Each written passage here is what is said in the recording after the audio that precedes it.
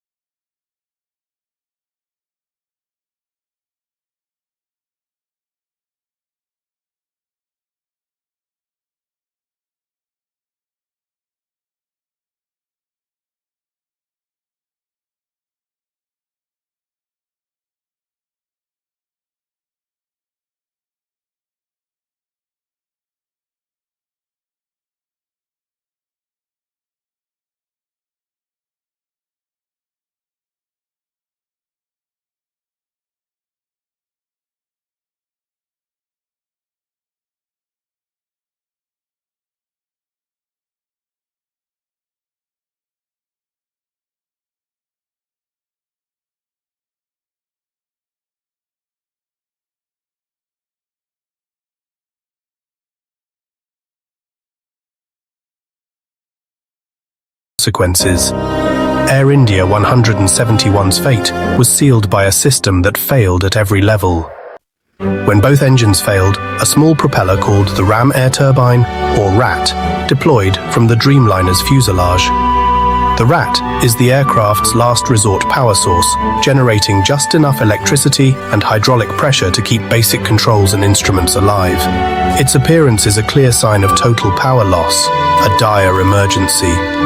For the pilots, the RAT offered a sliver of hope, limited control in a powerless descent. But it couldn't restart the engines or stop the rapid loss of altitude. Investigators later used the RAT's deployment to pinpoint the moment of total engine failure. The RAT did its job, but it couldn't change the outcome. In the end, it was a silent witness to the crew's final struggle. The investigation soon pointed to deeper problems at Boeing.